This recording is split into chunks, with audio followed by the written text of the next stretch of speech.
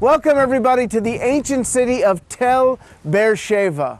I'm Ron Canner and you're watching Out of Zion on God TV. Now, right behind me, we have a well. Now, it's not just any well, it's probably the well that Abraham dug. You remember in Genesis, there was a controversy between Abimelech, a king, and Abraham. Abraham dug this well, and the men of Abimelech, they came and they began to use it. So Abraham gets together with Abimelech and they make a pact.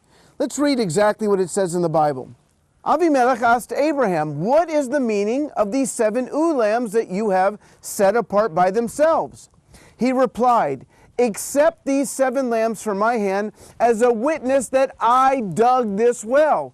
Father Abraham dug that well. That's pretty cool.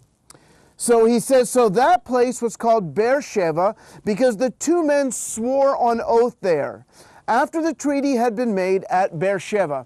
Now it's called Beer Seva because they made an oath, because the word Sheva comes from the root word to make an oath.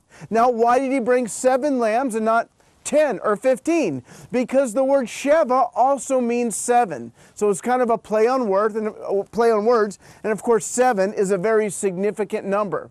And then a little bit while longer after Abraham is gone, we have another controversy right here, and then Isaac makes a similar covenant with Abimelech. Now, Beer Seva is in the Negev desert. It's southern Israel. You may have heard of the expression. We talked about it when we were way in the north in Tel Dan. We talked about from Dan to Beer Seva. In the north you have Tel Dan. In the south you have Beer Seva. And so if you wanted to talk about all Israel, you would say from Dan to Beer Seva. Now today in 2017, Beer Seva is a bustling city.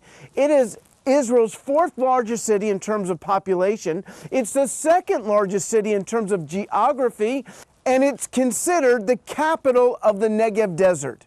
And Beer Seva in the Negev desert was the dream of David Ben-Gurion, Israel's first prime minister. He wanted to see this area settled. If he were alive today to see the hundreds of thousands of people living here, he would be so blessed. And his university is right down the road, a university after his name, David Ben-Gurion, where people from all over Israel come to study agriculture and how to settle in the desert. Now go to God.tv so you never miss an episode.